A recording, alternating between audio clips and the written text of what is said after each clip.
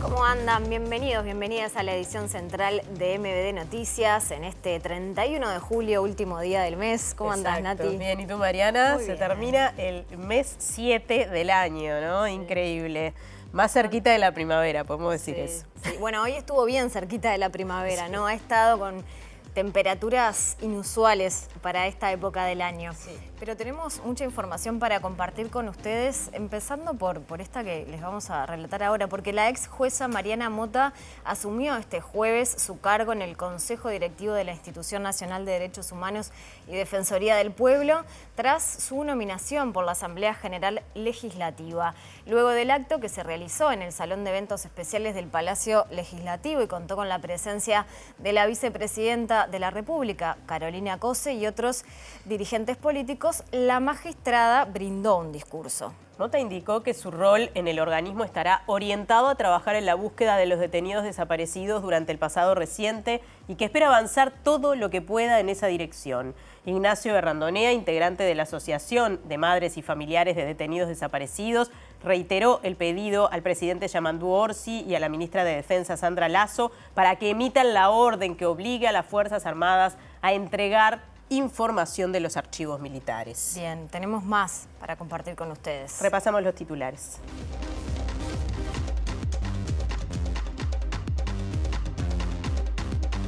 El PIT-CNT entregó al Comité Ejecutivo del Diálogo Social sobre Protección y Seguridad Social un documento contundente con los principales puntos que está reclamando, como fijar la edad jubilatoria a los 60 años, eliminar el lucro de la seguridad social y aumentar las pasividades sumergidas.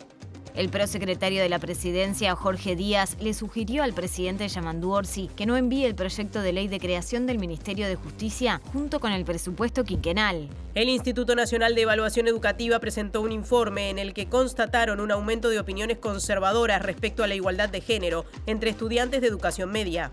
Montevideo y Canelones deberán acordar cómo distribuir los 45 millones de dólares que el gobierno central destinará a las transferencias departamentales tras el acuerdo logrado con el Congreso de Intendentes, dijo el jefe comunal de Canelones, Francisco Leniani.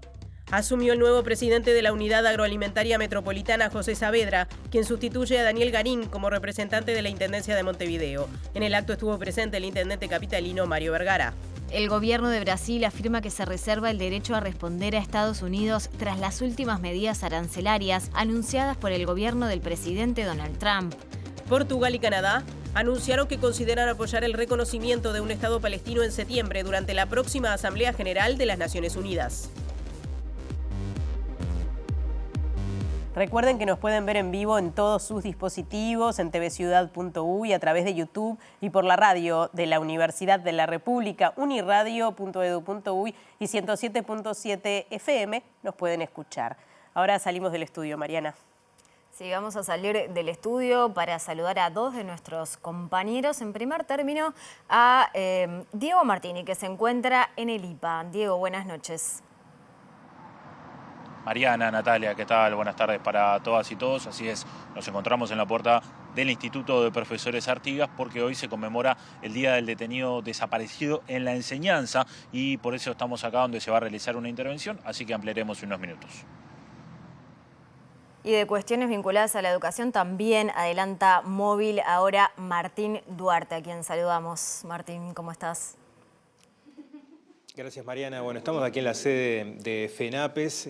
Justamente la Federación ha convocado una conferencia de prensa a raíz de un acuerdo, una resolución en este caso del CODICEN a propósito de la situación que atravesaron 15 docentes desde el año 2019, docentes del Liceo número 1 de San José, por expresarse en su momento a partir de la campaña de aquel momento Vivir Sin Miedo. Está justamente a minutos de comenzar esta conferencia donde se va a estar haciendo referencia a lo que es esta resolución. Si le parece, compartimos lo que es el mensaje que tiene para dar FENAPES a partir de ahora.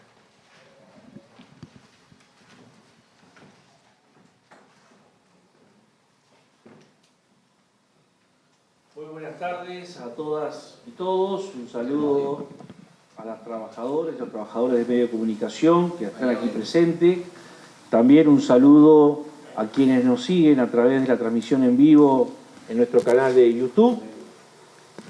para la Federación Nacional de Profesores de Enseñanza Secundaria, para el conjunto de los sindicatos de la educación y el movimiento sindical en general, hoy es un día de sentimientos encontrados, porque estamos ante el cierre de un proceso de más de 4 años de haber sufrido un proceso de persecución político-sindical por parte de las anteriores autoridades de la educación, particularmente en educación secundaria, y en especial contra nuestra federación, y en particular contra un importante número de compañeras y compañeros del Liceo 1 de San José, pertenecientes a nuestra filial, la Asociación de Profesores de San José.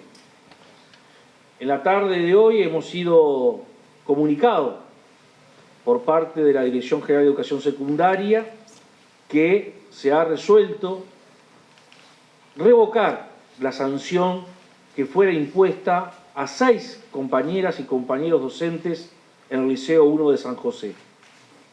Los hechos, como son de pública notoriedad, tienen que ver con la reapertura por parte del Consejo de Educación Secundaria en el 2020 de una investigación administrativa y posterior sumario que terminó con la sanción a estos 6 compañeros y compañeras por 180 días, con los efectos que eso tiene a través del tiempo, particularmente por los 8 años siguientes a la aplicación de la sanción, por la sanción económica que implicó la pérdida de salario, pero sobre todo por la política de hostigamiento y criminalización de estas compañeras y compañeros a través de algunos medios de comunicación, perpetrada, entre otros, por las autoridades de la educación, pero también avaladas por legisladores del otrora oficialismo, y que nos parece que claramente un hecho grave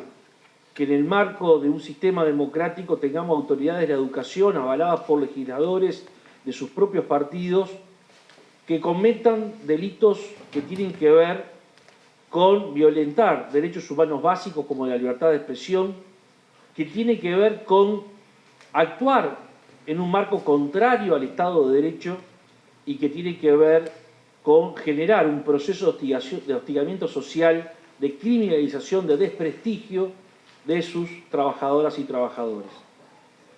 Todos recordarán que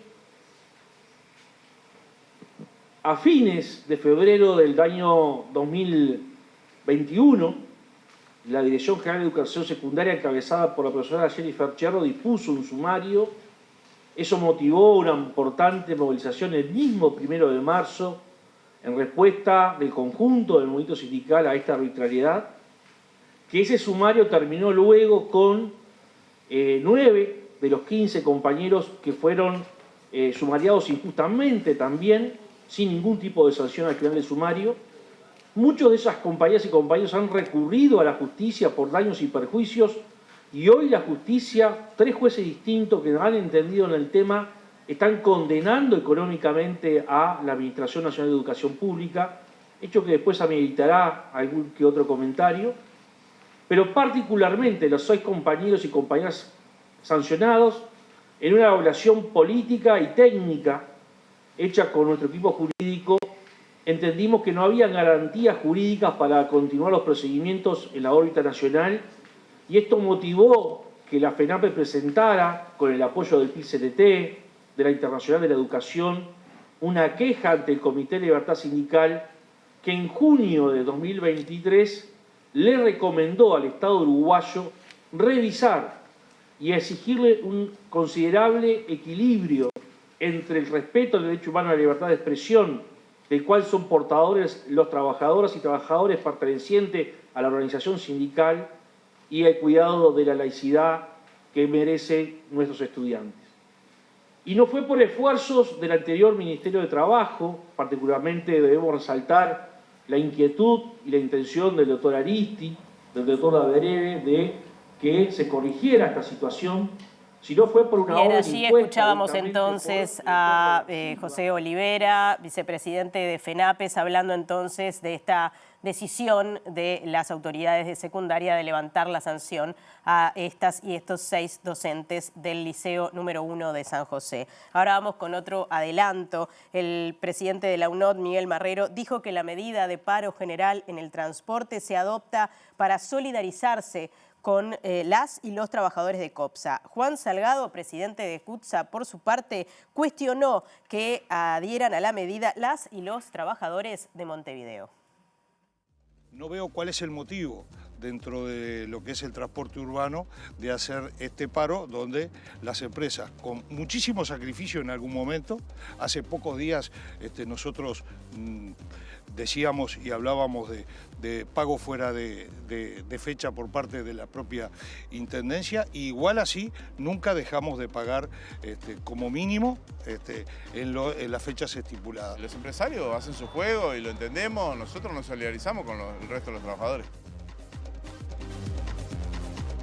Bien, vamos al tema de portada, porque Mariana Mota asumió como directora de la Institución Nacional de Derechos Humanos y Defensoría del Pueblo en una ceremonia en el Palacio Legislativo con la presencia de la vicepresidenta Carolina Cose y otras autoridades nacionales. La ex jueza, que ya había integrado el directorio de la institución, indicó que su rol en el organismo estará orientado a trabajar en la búsqueda de desaparecidos durante el pasado reciente.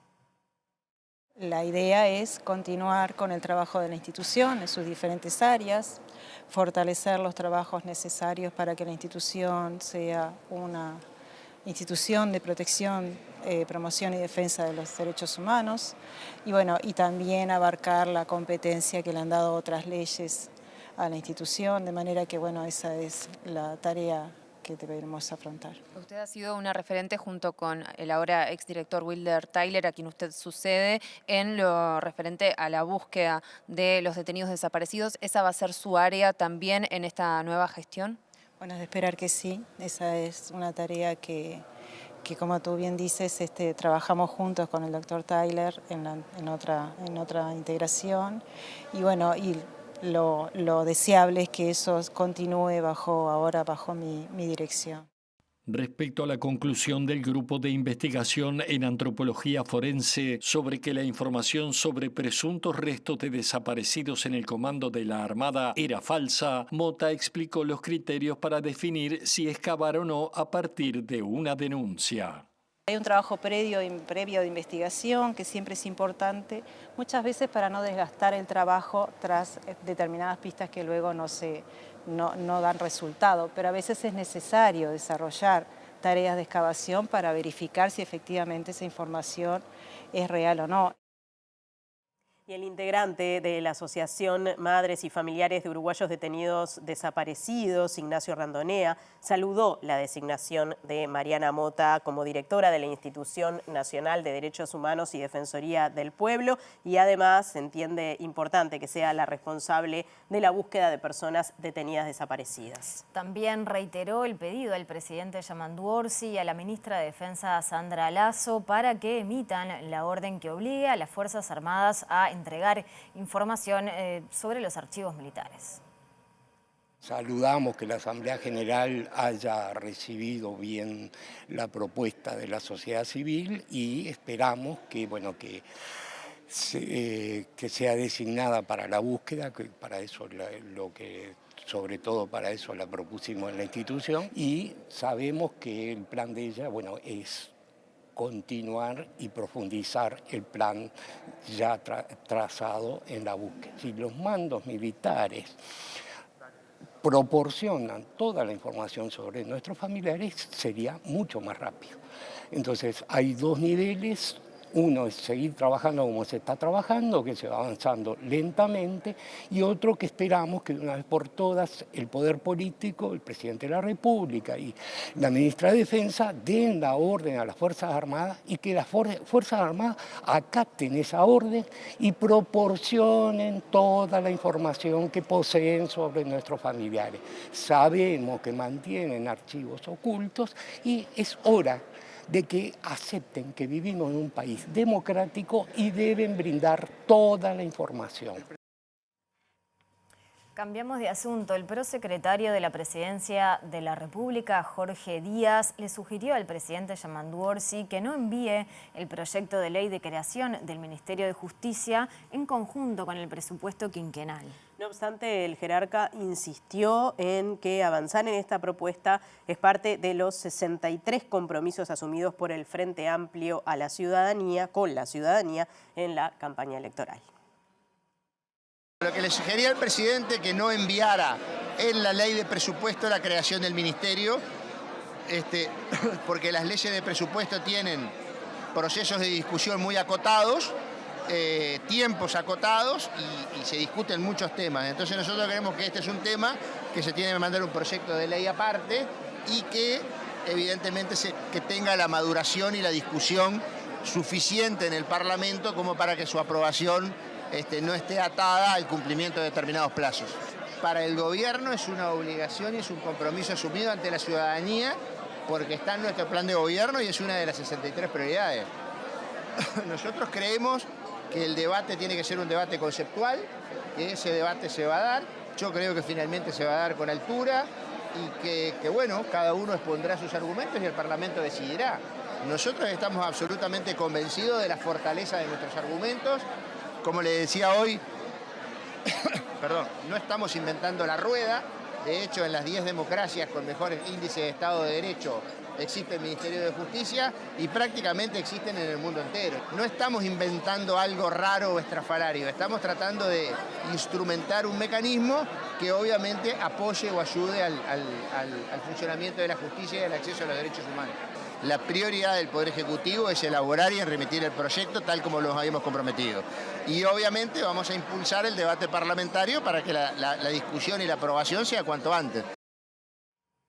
Cambiamos de asunto. Con los turnos nocturnos se retomarán los servicios tras el paro general de transporte de 24 horas que está transcurriendo en reclamo de los adeudos que mantiene la empresa COPSA con sus trabajadores y trabajadoras. El sindicato destacó como un avance el pago de los créditos para completar el salario del mes de junio, pero advirtió que no hay un compromiso de fondo de la empresa que asegure el pago de julio, que se liquida en el mes de agosto. Tenemos previstas reuniones con las dos comisiones de transporte del Parlamento y nos vamos a seguir comunicando con el Poder Ejecutivo a ver cómo logramos destrabar eso. Bueno, tuvimos un primer paso en que, como decía Andrés, se pagaron los jornales de junio, pero ya mañana es agosto y la incertidumbre y la inestabilidad continúan. A partir de mañana seguiremos negociando. Que el gobierno tenga una injerencia mayor sería importante para ustedes. Sí, por supuesto, eso es lo que estamos reclamando. De alguna manera ayer, algunas personas que no participan habitualmente en las negociaciones quedaron sorprendidos por la soberbia, por la falta de voluntad de negociación colectiva real, ¿no? Como decimos siempre, sentarse a una mesa no quiere decir negociar. La empresa no tiene ninguna intención manifiesta de escuchar a los trabajadores, de hacer esfuerzos. Y bueno, creo que ayer quedó muy claro, con personas que son muy relevantes dentro del gobierno en el tema del transporte. Y bueno, esperemos que sigan cada vez más incidiendo en esto. Nosotros hoy planteamos al Parlamento que averigüen qué hacen las empresas con el dinero que en definitiva es de la sociedad en su conjunto, tanto la persona que suba al ómnibus como a través de los subsidios, el fideicomiso, los boletos de estudiantes. Bueno, ¿qué está haciendo la empresa COPSA con todo ese dinero que recibe, que no cumple con su obligación primera, que es pagarle a los trabajadores? Y bajo el nombre Evidencia para repensar la protección social y en el marco del diálogo social, se inició hoy un ciclo de seminarios en el que expertos y organizaciones de la sociedad civil analizan los datos sobre las proyecciones de población del Instituto Nacional de Estadística. Y según explicó el coordinador de la Comisión Ejecutiva del Diálogo Social, Hugo Bay, los cambios demográficos, sociales y económicos exigen la construcción de acuerdos con la mayor base social y política posible para transformar la matriz de seguridad social del país. Somos conscientes de que hay diferencias, de que hay matices, esto está claro, y naturalmente para eso es que justamente convocamos un ámbito de diálogo, ¿verdad? Quizá si pensáramos que hay un acuerdo ya instalado y mucho más amplio, no sería necesario este proceso. Nosotros somos optimistas en que dar una discusión de carácter político en este ámbito puede ayudar a acercar, sin desconocer lo que son esas diferencias y sin que nadie cambie su parecer, bueno, podemos encontrar algunos puntos comunes en esas visiones que nos permitan avanzar en cambios concretos, ¿verdad?, vinculados a protección a la infancia, a lo que es el sistema de cuidados, a algunos agujeros, diría yo, que tiene el sistema de protección a nivel de trabajadores y trabajadoras que están en actividad y, por supuesto, discusiones que quedaron planteadas sobre los cambios que se instrumentaron en la administración anterior en relación al régimen de jubilaciones y pensiones. Por lo tanto, hay un desafío bien grande. Como verán, es una agenda bastante amplia, pero al mismo tiempo vamos a tratar de que no se contamine de otros temas que también podrían ser abordados en este proceso, pero vamos a intentar centrarnos en esos desafíos que desde nuestro punto de vista son nudos centrales que tiene por delante el país para avanzar en una matriz de protección social más amplia, más inclusiva y remover algunas inequidades que hoy tiene nuestro sistema. Este viernes 1 tendrá lugar un encuentro en el Teatro Politeama de Canelones, mientras que el primer encuentro con organizaciones sociales será en la ciudad de la Costa el próximo lunes 4 y luego en San José el jueves 7. Las otras sedes del ciclo de conversatorios serán Bella Unión, Salto, Paysandú, Rocha, 33 y Melo. Seguimos en tema. Representantes de las plataformas Infancias y Adolescencias que participan del diálogo social reafirmaron la necesidad de tener un sistema de protección fuerte que aborde los problemas de esta franja de la sociedad de manera intersectorial y no fragmentada. Paula Baliato, la vocera de la plataforma PIAS, dijo que la situación de infancias y adolescencias en nuestro país debería calificarse como emergencia nacional y adelantó que se prepara para un congreso el 21 y el 22 de noviembre justamente para abordar estos temas de infancia y adolescencia y situaciones concretas como la violencia, salud mental y educación. Para nosotros la situación de las infancias y las adolescencias es de emergencia nacional. Necesitamos tener un sistema de protección fuerte que aborde los problemas de manera intersectorial y no fragmentada como lo tenemos actualmente. Entonces el enfoque o la demanda nuestra va a ser orientada a eso, ¿no? A la intersectorialidad, a la interseccionalidad, a respuestas integrales que aborden toda la trayectoria de vida, que puedan hacer foco en familias. Cuando hablamos de pobreza infantil hablamos de familias con niños en situación de pobreza, entonces que se pueda hacer foco en relación a las familias en esas circunstancias. También poder trabajar sobre extender la protección social a los empleos precarizados e informales. Tenemos toda una situación de informalidad que queda por fuera de la protección y en esos sectores informales es donde se reproduce más las infancias y las adolescencias. Entonces venimos un poco con esas preocupaciones y planteos. El PIT-CNT entregó al Comité Ejecutivo del Diálogo Social sobre Protección y Seguridad Social un documento claro y contundente, según afirmó, con los principales puntos que está reclamando, como fijar la edad jubilatoria a los 60 años, eliminar el lucro de la seguridad social y aumentar las pasividades sumergidas. Así lo destacó la dirigente Natalie Barbé, integrante de la Comisión de Seguridad Social de la Central Obrera. Traemos lo que el Congreso de Trabajadores definió, un documento muy claro y contundente que tiene principalmente los 3 pilares que trabajamos en el plebiscito, que es volver la edad jubilatoria a los 60 años de edad, el acceso a la jubilación, la eliminación del lucro en la seguridad social y el ahorro individual y realizar un aumento sustantivo en las pasividades para que se puedan, aunque sea, equiparar un salario mínimo nacional. Sabemos que va a ser difícil, principalmente por lo que ya se ha mencionado, que se habla solamente de bajar comisiones, pero bueno, es el papel, el rol que nosotros vamos a tener aquí, a representar justamente al movimiento de trabajadores que tuvo esa iniciativa, la vamos a llevar adelante Y bueno, también haremos charlas en diferentes puntos del país, porque nosotros creemos que más allá de que esto se defina por diálogo social, también hay un movimiento por debajo al cual hay que responder, que es la población. Presenta Mercado Agrícola de Montevideo, en el corazón de un barrio donde late la ciudad. Mercado de Historias. Mercado de Historia.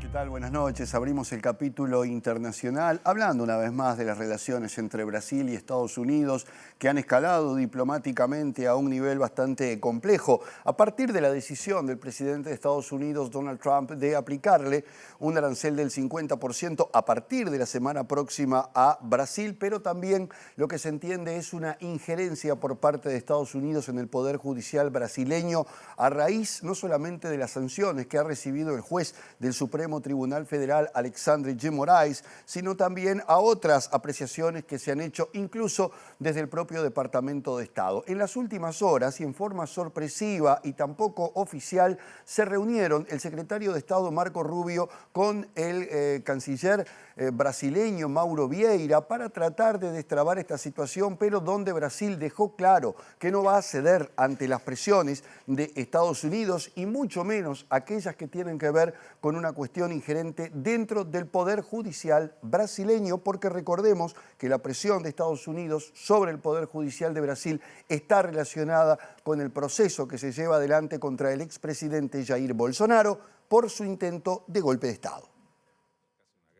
El encuentro entre los dos cancilleres es la reunión en persona de mayor nivel realizada entre representantes de ambos países, tras el anuncio de Estados Unidos de aplicar aranceles del 50% y desde que escalaran las tensiones por los ataques de Donald Trump al Poder Judicial de Brasil. El canciller brasileño Mauro Vieira aseguró en Washington que comunicó directamente al secretario de Estado estadounidense Marco Rubio que Brasil no cederá ante presiones externas y afirmó que su país no se curvará ante ellas. El encuentro ocurrió el mismo día en que Estados Unidos impuso sanciones contra el ministro del Supremo Tribunal Federal, Alexandre de Moraes, bajo la ley Magnitsky, y anunció que su país se reserva el derecho a responder las medidas adoptadas por Estados Unidos. Tras la reunión, Mauro Vieira expresó con firmeza que es inaceptable e improcedente cualquier injerencia en la soberanía nacional respecto de decisiones del Poder Judicial de Brasil, incluida la conducción del proceso en el que es acusado el expresidente Jair Bolsonaro por intento de golpe de Estado. El encuentro, que no figuraba en la agenda oficial del secretario de Estado ni tuvo lugar en instalaciones diplomáticas, se desarrolló en una ubicación facilitada por un intermediario anónimo y fue el primer contacto directo entre Vieira y Rubio desde que Donald Trump volvió al poder. Y ahora volvemos al escenario de Oriente Medio, pero particularmente con el tema vinculado al reconocimiento del Estado palestino, porque hoy Portugal anunció que probablemente lo reconozca en la 80ª Asamblea General de Naciones Unidas que está prevista para el mes de septiembre, y también algo similar anunció el primer ministro de Canadá con relación a ese reconocimiento, lo que generó reacciones inmediatas, tanto de Israel como de Estados Unidos, que amenazó a Canadá con nuevos aranceles por esta decisión que se tomó de apoyar la creación de un Estado palestino. Un tema que sigue generando controversias. El gobierno de Israel ha dicho que esto es un premio para Hamás, lo que están haciendo estos países, que se sumarían a otros que estudian seriamente impulsar la creación de un Estado palestino en esa asamblea de la ONU. Por otra parte, Alemania, que es uno de los principales socios de Israel, el principal de Europa, ha dicho también que en las últimas horas, a través de su ministro de Exteriores, Johann Wadephul, que va a pedirle a Israel que tenga en cuenta la situación que se atraviesa desde el punto de vista humanitario en Gaza y que está en minoría a nivel internacional, aunque negó que Alemania vaya a reconocer un Estado palestino. Dijo que eso sería una instancia de últimas, porque en realidad todavía hay un proceso muy largo que recorrer que tiene que ver con un alto al fuego, con la desaparición de Hamás del poder en Gaza y otros elementos para que Alemania llegara a tomar una decisión de ese tipo que por ahora se mantiene bastante alejada. Recordemos también que el presidente francés Emmanuel Macron y el primer ministro británico Keir Starmer han anunciado ir en el mismo sentido de reconocer la existencia de un Estado palestino.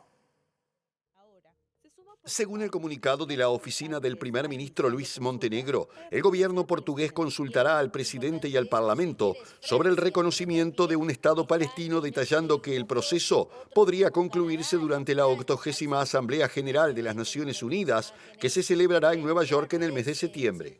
El anuncio llega en medio de la hambruna que azota a los habitantes de Gaza y, según el texto, la decisión se tomó ante los desarrollos extremadamente preocupantes del conflicto y tras varios diálogos con los socios, así como las repetidas referencias a una posible anexión de territorios palestinos por parte de Israel.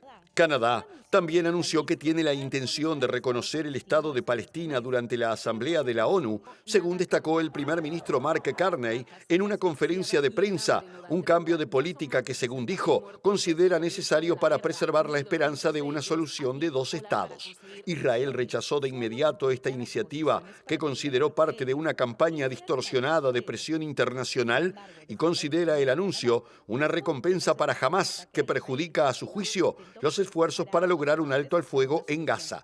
El ministro de Exteriores de Alemania, por su parte, Johann Wadephul, declaró antes de partir hacia Israel que la reciente conferencia de la ONU sobre la solución de dos estados demostró que Israel se encuentra cada vez más en minoría diplomáticamente debido a la crisis humanitaria de Gaza y a la presión de algunos países para reconocer un Estado palestino. Wadephul reiteró que su país, a diferencia de Francia y Gran Bretaña, no está considerando actualmente reconocerlo, pero al mismo tiempo advirtió a Israel contra una mayor escalada de la situación, afirmando que debe remediar de forma inmediata, integral y sostenible la catastrófica situación en la Franja de Gaza, dado que las muertes y el sufrimiento allí han adquirido dimensiones inimaginables. Presentó Mercado Agrícola de Montevideo, en el corazón de un barrio donde late la ciudad. Mercado de Historias. Mercado de Historia. Volvemos a nuestro país y salimos del estudio al contacto con Martín Duarte, que sigue allí en la sede de la Federación de Profesores de Enseñanza Secundaria. Martín. Gracias, Natalia, para conversar con uno de las docentes afectadas por esta situación. Hoy dábamos cuenta de lo que fue esta sanción en el año 2019, que comprendió a una decena de docentes del liceo número 1. Bueno, Ana ha sido una de las docentes que en su momento fue afectada por esta sanción y que esta revocación hoy la coloca en otro lugar. Ella hacía referencia también a lo que implicaba dentro de un pueblo chico, ¿no?, como San José. Bueno, Ana, ¿cómo estás viendo esta jornada y en particular haces algunas reflexiones de lo que significó esta revocación de la sanción? Bueno, para nosotros es una jornada muy importante, llena de felicidad, porque estamos contentos y hoy yo me animo a salir nuevamente, ¿sí?, a hablar con todos para contarles que lo que nos llena de alegría es poder, ¿sí?, poder volver a trabajar, ¿sí?, haciendo uso de nuestro derecho al trabajo y a la libertad de expresión y confirmando, ¿sí?, que no estábamos cometiendo una falta, ¿sí?, sino que simplemente fuimos objetos políticos para tratar de sembrar una estrategia de miedo, ¿sí?, frente a la transformación educativa que se implementó después. Ustedes en el 2019 se manifiestan, un par de años después llega la sanción, un poco la característica de la situación. Sí, correcto. Nosotros en el 2019, octubre de 2019, fue que nos manifestamos. Después se hizo la denuncia por parte de la directora Miriam Arnejo en ese momento, hoy está retirada. Y bueno, las autoridades de ese momento la archivaron. ¿Sí? Posteriormente, ¿sí?, al cambio de autoridades, ¿sí?, se vuelve a desarchivar esa causa, a pedido mismo de la directora, Y bueno, y ahí empieza el periplo, ¿no? Es decir, bueno, primero se nos establece una medida cautelar que implica separación del cargo y retención de haberes de un 50%. Hay que tener presente que las medidas cautelares se aplican cuando uno puede alterar la prueba, en este caso una foto no se puede alterar. Y bueno, allí fuimos retirados de los centros educativos. Muchos compañeros estaban trabajando en el momento que les dicen que se tienen que retirar del centro. Incluso no podíamos pisar ningún liceo, ¿sí? Y eso es fuerte, ¿sí? Porque el liceo es como nuestro segundo hogar. Y bueno, y ahí estuvimos separados, empezó la lucha, empezó el sumario. Bueno, ese sumario, la división de jurídica de secundaria en aquel momento impuso la sanción mayor de un funcionario público, que es 180 días de separación del cargo más 100% de retención de haberes. Bueno, se cumplió esa medida. También se pidió la destitución, ¿sí? Porque esto hay que recordarlo bien, la destitución de los profesores, alegando que habíamos violado la laicidad por manifestar una opinión en el marco, ¿sí?, de una campaña sindical avalada por el PIT-CNT, no solo por FENAPES y la PCJ. Y bueno, creo que personalmente el momento más doloroso y de más incertidumbre fue ese pedido de destitución. Porque destituir a un docente significa dejarlo sin trabajo, porque es la única fuente que tiene es la educación pública, ¿sí? Y más aquellos que estamos convencidos que la educación pública es nuestro lugar de trabajo. Era dejarlo sin título, es como que si te robaran el título, ¿sí? Y para cualquier profesional que le saquen un título, ¿está?, y de una profesión que fue elegida con convicción, con vocación, donde los docentes nos dedicamos no solo a enseñar contenidos, ¿tá?, sino que también a educar de manera general, por llamarlo de una forma, en valores, hábitos, en contención, somos sostén de muchos de los estudiantes. Eso duele, y duele mucho, y más cuando es injusto, ¿tá?, más cuando es por un móvil político. Porque yo siempre digo, si hubiese sido bueno, a ver, no soy perfecta, me puedo haber equivocado en algo, etcétera, etcétera, en mi trabajo, y bueno, y soy sancionada por eso, bueno, uno lo asumirá y tratará de mejorar, ¿tá? Pero en este caso era simplemente un móvil político. Era dar una señal clara a todos los sindicatos, ¿sí?, de la política que este gobierno, el gobierno anterior tenía pensado llevar adelante. Realmente uno se ocultó durante esos años, uno trabajó como perseguido, se sintió perseguido por algunas autoridades inmediatas, por otras más lejanas, también se sintió cuestionado por algunos, bueno, por gente de la sociedad, ¿sí?, a través de las redes sociales, con esos comentarios tan agresivos y sin fundamentos, que a uno se pone a pensar en todo y entonces uno trata de esconderse, ¿sí?, de no mostrar la cara, bien, en fin, de no exponerse, porque se cuida uno. De hecho, muchos de mis compañeros que hoy no están acá, todavía cuidan y no se exponen. Pero bueno, yo creo que llegó la hora de decir basta, ¿sí?, porque ya está, se demostró tanto en la justicia ordinaria, ¿sí?, con los compañeros que apelaron al Tribunal de lo Contencioso Administrativo, como a nivel de la ANEP, que no cometimos falta alguna. Entonces, ahora yo me siento orgullosa, ¿sí?, de estas luchas que hacemos en colectivo, porque no fui yo sola, fuimos todos y todas. Fueron todos aquellos organizaciones sociales, sindicatos de las distintas filiales, de otros gremios de la educación, que se acercaron a escucharnos, a apoyarnos. Fueron los amigos que nos sostuvieron, fueron nuestras parejas que nos sostuvieron. que frente a la incertidumbre y me quedo sin trabajo y qué voy a hacer porque bueno, ya tengo determinada edad y yo me he dedicado a esto, ¿a dónde voy a ir? Además es lo que amo. Y bueno, y ahí estaba siempre la contención y el sueño que uno también como mamá tiene de decir, bueno, además de mis estudiantes, tengo un hijo que va a formar parte de esta sociedad y que quiero que esta sociedad sea lo más justa posible tanto para los jóvenes como para mi hijo. O sea, para los jóvenes que tengo en el aula como para el que tengo en mi casa. Bueno, Ana, te agradecemos mucho por estos minutos. También queríamos tener el testimonio de los docentes afectados y bueno, este balance que están haciendo en la jornada de hoy. Muchas gracias, muy amable. Le agradecemos mucho la posibilidad de ustedes de expresarnos. Bueno, compañeros, seguimos con información vinculada a la educación porque unos minutos atrás nos reunimos también con los estudiantes que en este caso en la jornada de hoy concretaron una primera reunión con esta nueva administración, con la Dirección General de Educación Secundaria, donde trasladaron algunos planteos en particular vinculados al presupuesto y a la reforma educativa y el próximo 26 de agosto tendrán una segunda instancia. De esta forma, Camilo, uno de los estudiantes con el que conversamos, nos definía este encuentro que tuvieron con las autoridades.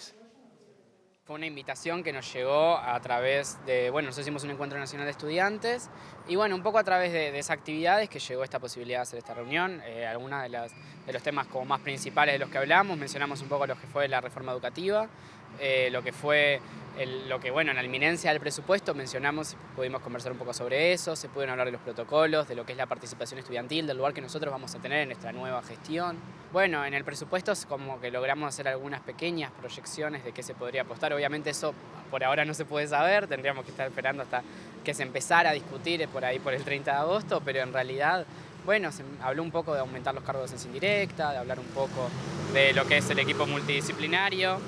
Después, por parte de la reforma educativa, bueno, se están teniendo distintas instancias, obviamente, con el colectivo técnico docente.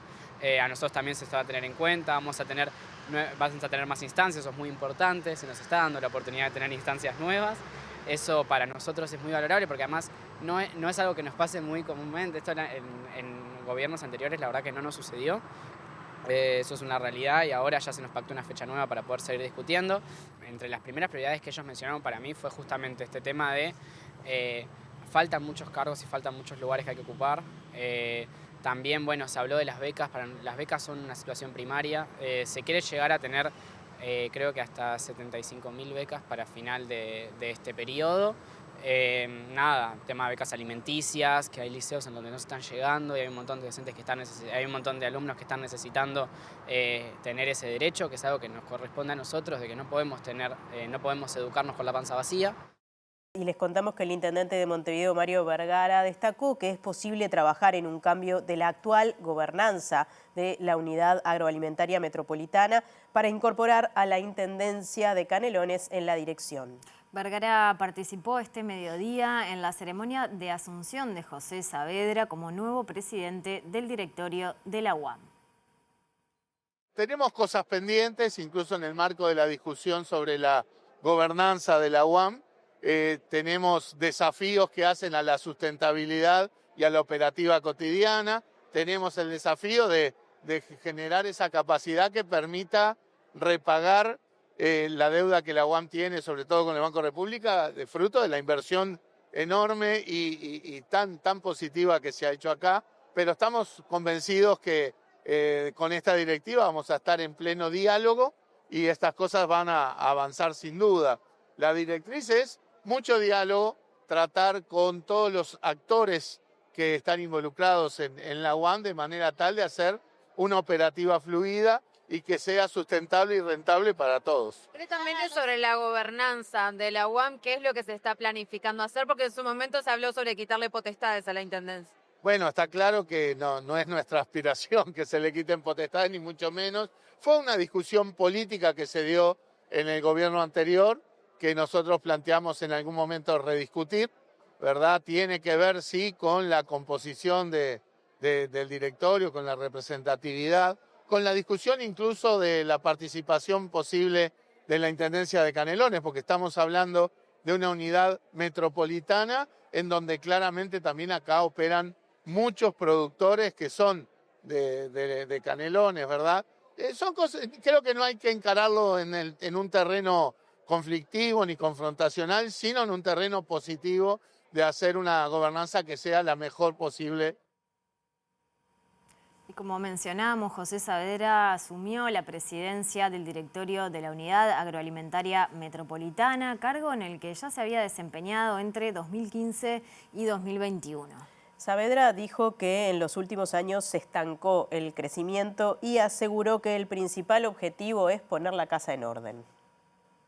Tenemos una oportunidad, yo creo que histórica, de recuperar el foco, como decía también el subsecretario del Ministerio de Ganadería, de volver a poner foco en el proyecto para lo cual fue concebido, que es justamente la generación de un espacio de comercialización mayorista de frutas y hortalizas, del cual tenga un impacto favorable, no solo a nivel de Montevideo, metropolitano y nacional. Saavedra hizo referencia al efecto que tuvieron en la gestión de la UAM las denuncias durante el gobierno anterior. Llevó a que se perdiera un tiempo de trabajo que se podían haber avanzado temas tan importantes como el desarrollo de la zona de actividades complementarias, que es donde están los grandes consumidores, los grandes compradores, donde hoy apenas tenemos una sola cadena de supermercados, tenemos prácticamente el 50% libre para crecer. El nuevo presidente de la UAM aseguró que la participación de Canelones es fundamental para el funcionamiento de la empresa, por lo que se mostró de acuerdo en que la Comuna Canaria se integre a su gobernanza. Que no nos olvidemos que la mayoría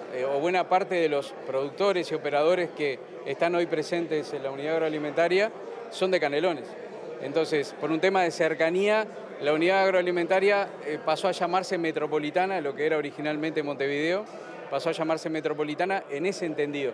Nosotros tenemos que trabajar justamente en concordancia con Canelones para que logremos desarrollar un espacio que sea atractivo para los productores, para los operadores, para los mayoristas. En relación a la situación financiera de la UAM, Saavedra dijo que se va a poner la casa en orden. El desfasaje financiero se produjo porque en estos años no logramos un crecimiento, no se logró un crecimiento de este emprendimiento y más bien hubo un estancamiento y eso generó que hubo un desfasaje entre los ingresos proyectados y lo que tenemos en la caja hoy. Entonces tenemos que rápidamente generar más recursos, hacerlo crecer y ese es el desafío que tenemos.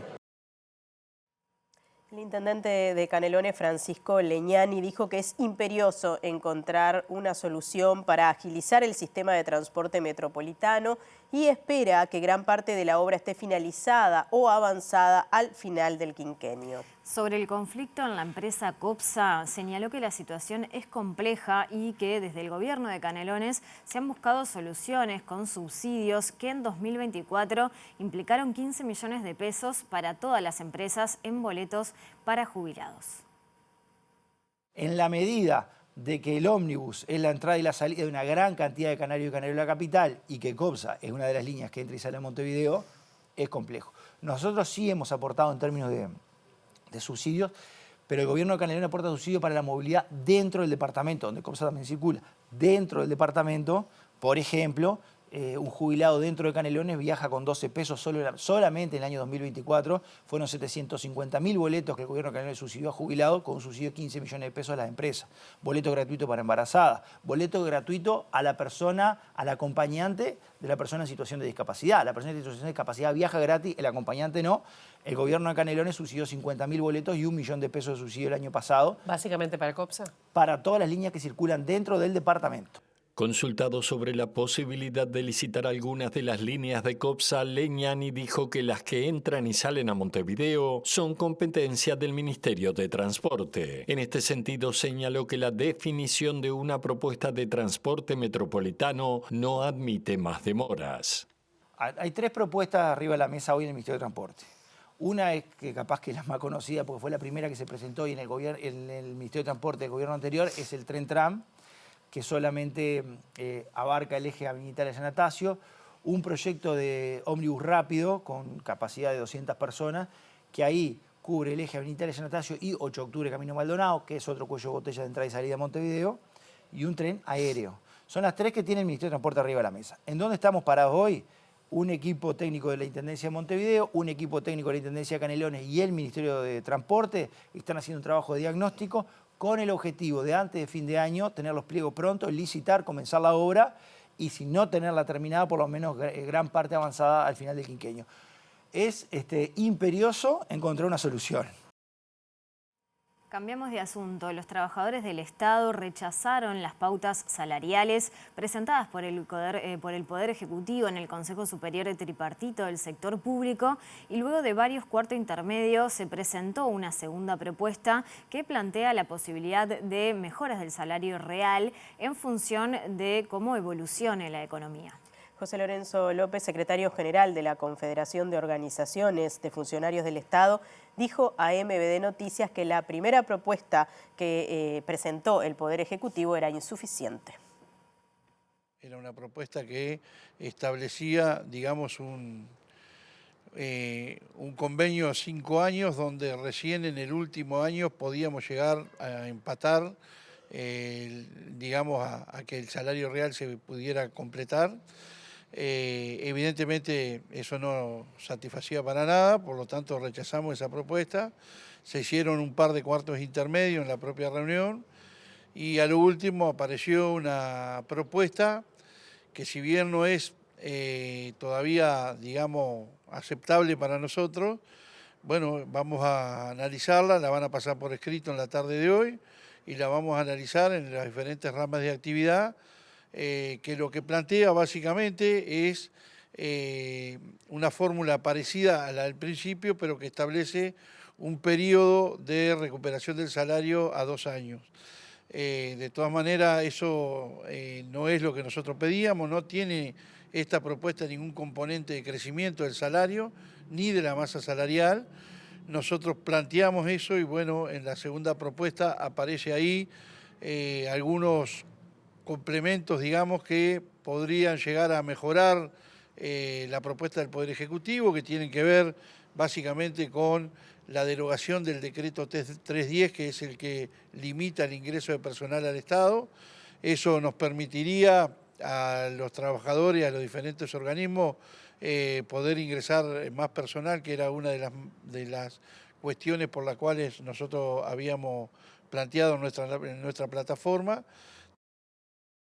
Bien, cambiamos de tema con una noticia de último momento. El Ministerio de Defensa Nacional informó a través de su cuenta de la red social X que el Poder Ejecutivo resolvió designar al contraalmirante José Luis Elizondo como nuevo comandante en jefe de la Armada. La ceremonia de imposición será el lunes 4 de agosto a las 12 horas en las instalaciones de la Escuela Naval. Seguimos haciendo MBD Noticias. Les contamos que el índice medio de salarios creció 6,05% en los últimos 12 meses, según informó el Instituto Nacional de Estadística. La variación en el mes de junio mostró un crecimiento menor que en el mismo mes del año pasado, cuando se registró un aumento de 7,95%. El crecimiento de los salarios es de 4,68% en lo que va del año, comparado con un 5,01% en el mismo periodo del 2024. Y la variación mensual fue de menos 0,02, mientras que el año anterior fue de 0,02. El INE también publicó el crecimiento de los salarios según el sector. Según ese relevamiento, a junio de 2025, los rubros que registraron un mayor crecimiento en los últimos 12 meses fueron las actividades inmobiliarias, transporte, almacenamiento y comunicaciones, hoteles y restaurantes. En tanto, los salarios de trabajadores del Estado, el aumento real fue de 1,8% anual por encima del promedio. El Instituto... Ahí está, seguimos con otra información porque el Instituto Nacional de Evaluación Educativa presentó un informe en el que constata un aumento de opiniones conservadoras respecto a la igualdad de género entre estudiantes de educación media. El estudio compara los resultados obtenidos en 2018 con los de 2022 y registra que en esos 4 años creció el porcentaje de alumnos de 9º grado que están de acuerdo con afirmaciones como las mujeres son las que deben ocuparse de limpiar y cocinar y los varones son mejores líderes políticos que las mujeres. Esta situación, digamos,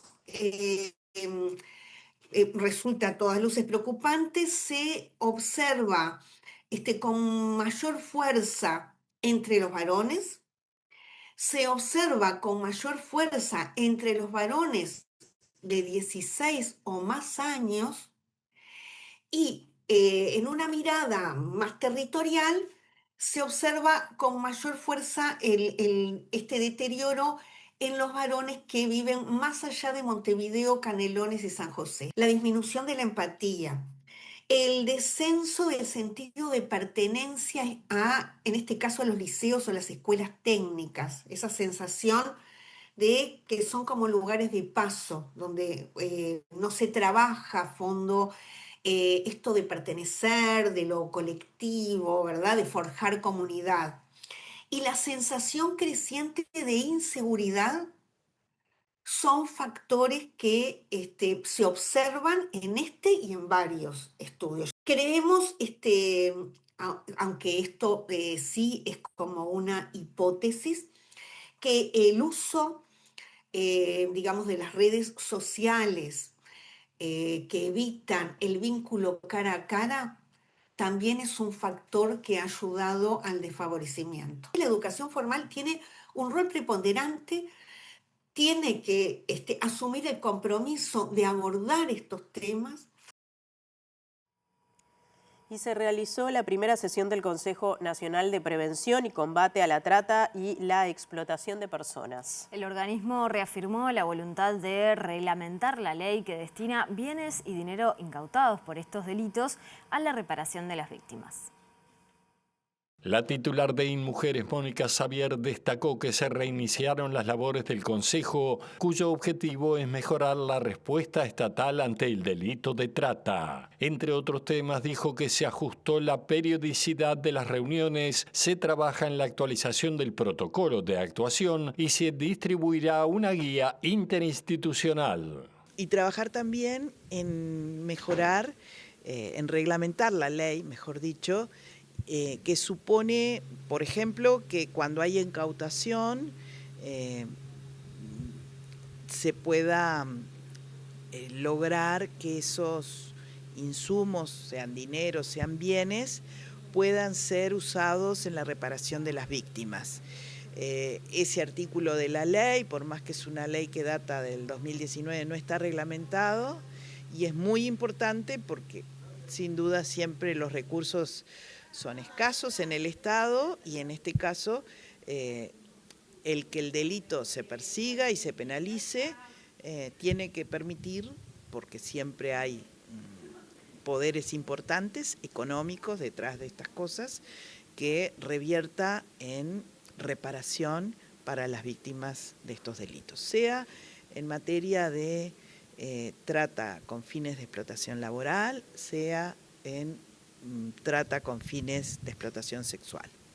La instancia se desarrolló en el marco del Día Internacional contra la Trata de Personas y tuvo la presencia del prosecretario de la Presidencia, Jorge Díaz, el ministro de Desarrollo Social, Gonzalo Sibila, y la subsecretaria de Relaciones Exteriores, Valeria Zuccasi.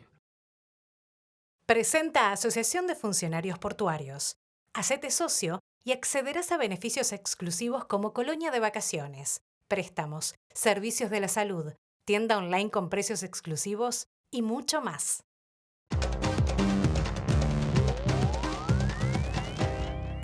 Bien, retomamos la información internacional hablando de la República Argentina y cuando no del dólar, que volvió a pegar un salto en esta jornada que ha alarmado a propios y ajenos. Fundamentalmente al gobierno argentino porque incluso se dice que ha marcado un nuevo récord nominal al llegar a los 1.380, casi los 1.400 pesos argentinos por encima del dólar blue. Recordemos que el dólar blue es el dólar paralelo, ese dólar que en algún momento era el que verdaderamente marcaba la cancha en la República Argentina.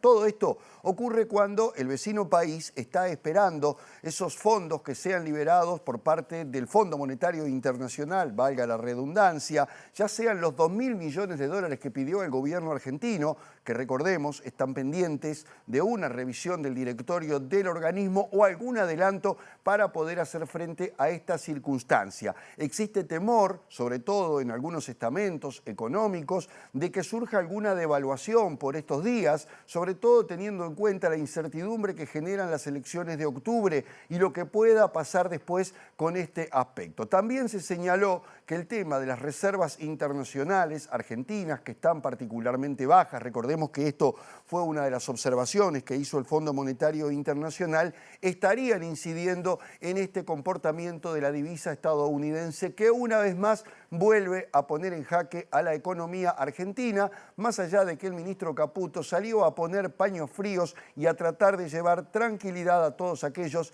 que se han visto alarmados por el incremento que ha tenido en los últimos días la divisa estadounidense. El mercado financiero sigue presionando y el dólar oficial en el Banco Nación pegó en las primeras horas de este jueves otro salto, cotizando a 1.380 pesos argentinos y acercándose al techo de la banda establecida por el gobierno, que marca un valor máximo al 31 de julio de 1.449 pesos y un mínimo de 966. La nueva suba se produce pese al aumento de las tasas de interés y de la fuerte intervención oficial en los mercados de bonos y de dólar futuro, al tiempo que el vocero presidencial Manuel Adorni posteó en su cuenta de X que hay un sector que sigue sin comprender el verdadero poder del superávit fiscal.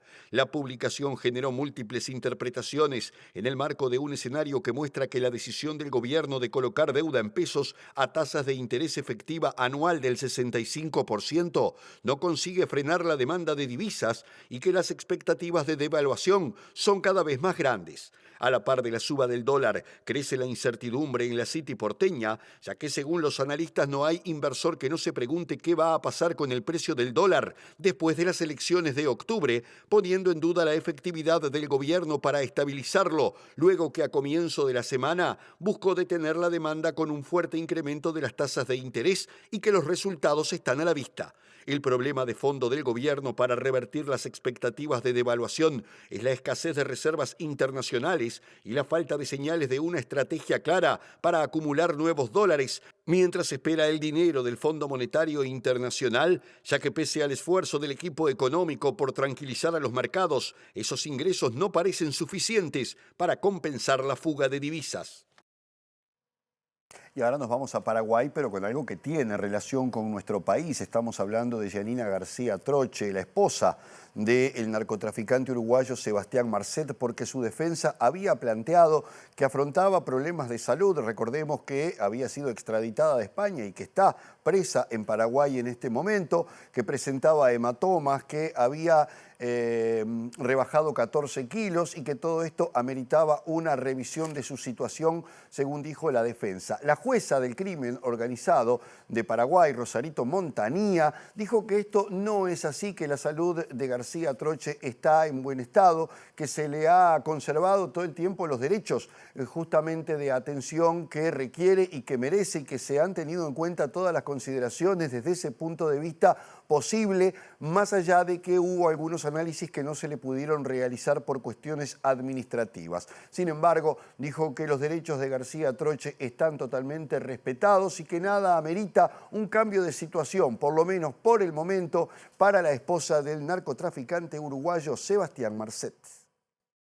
Según el abogado Santiago Moratorio, integrante del equipo que defiende a la esposa de Marcet, que permanece en prisión, Gianina García Troche tiene hematomas en todo el cuerpo y perdió más de 14 kilos, lo que evidencia un deterioro en la salud, por lo que piden atención médica urgente para realizarle distintos estudios.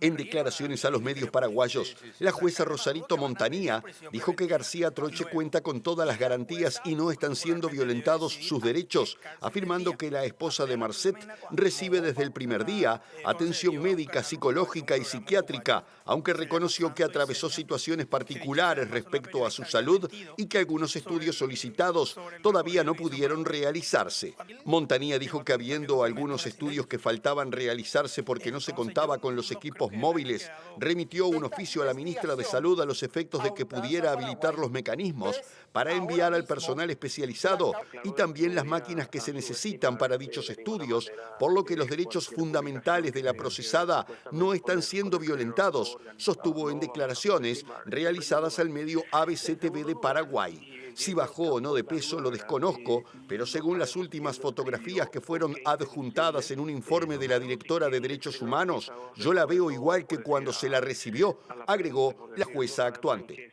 Les contamos que el dirigente de la Coordinadora de Sindicatos de la Educación, José Olivera, consideró importante la presentación por parte del gobierno de los proyectos para dar mayor participación a docentes en el gobierno de la ANEP y la creación de la Universidad de la Educación. Por su parte, Liber Romero, dirigente del Sindicato de Formación Docente, manifestó que es fundamental que la nueva universidad sea cogobernada y que tenga autonomía.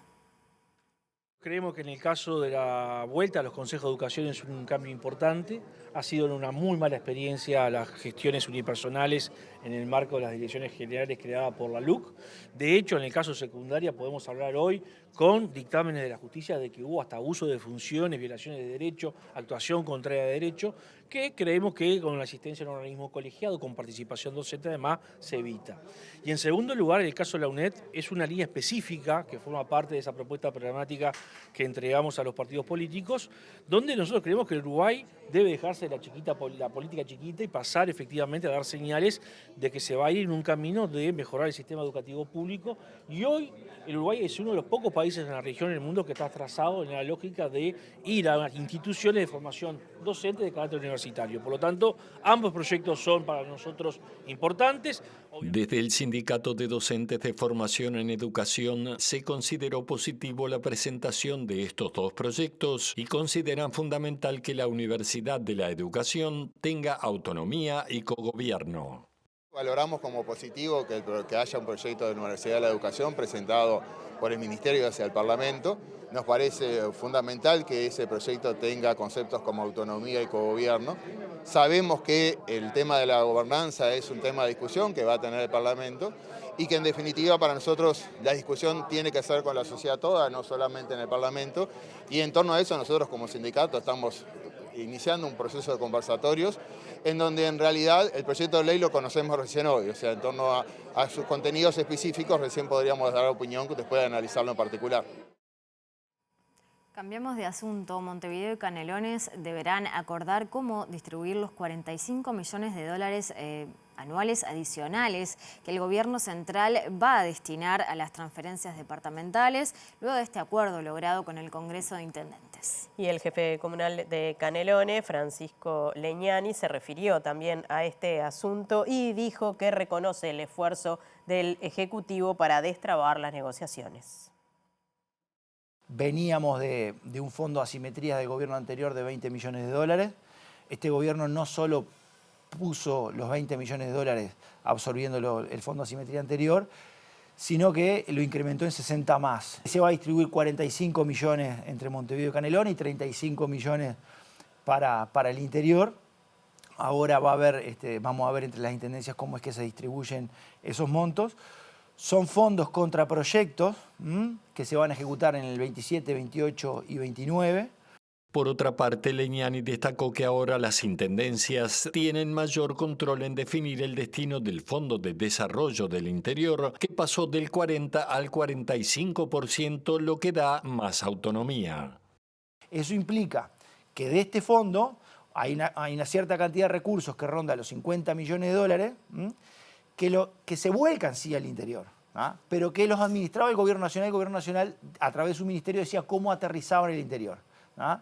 Y ese monto en el quinquenio, bueno, ahora son las intendencias que van a determinar también contra proyectos también que tienen que pasar por OPP, cómo lo ejecutan en el departamento. Esto no significa un incremento de recursos, significa distribuirlos distintos y que las intendencias pasen a tener de alguna manera autonomía para administrar estos puntitos. Otro asunto, el integrante de Somos Todos Uruguay, Leroy González, se refirió a las modificaciones que sufrió el pasaporte y la decisión del gobierno de volver a habilitar el formato anterior. Sí, González entiende que hay personas que no van a poder viajar con su pasaporte.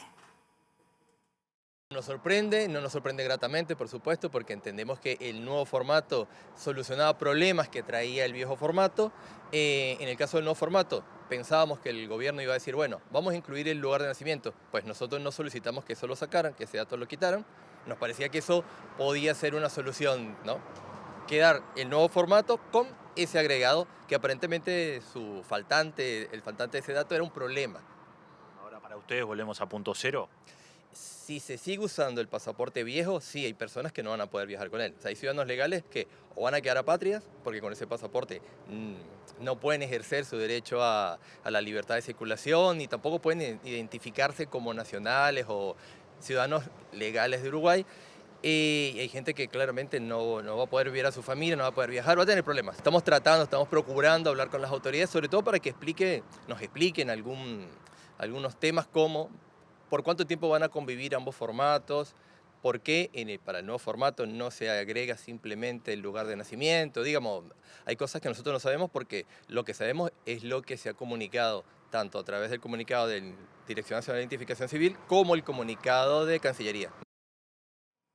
Estamos llegando al final de la edición central del noticiero. Antes vamos a repasar el pronóstico del tiempo para Montevideo y zona metropolitana, empezando por mañana viernes, que como venimos adelantando, hay probabilidades de lluvias tanto en la mañana como en la tarde y también de tormentas. En lo que respecta a las temperaturas, la máxima está prevista para 19 grados y la mínima para 12 grados. Y el sábado 2 de agosto en la mañana estará cubierto y algo nuboso con probables precipitaciones y tormentas. En la tarde saldrá el sol y estará algo nuboso, mejoran las condiciones. La temperatura mínima será de 10 grados y la máxima de 16.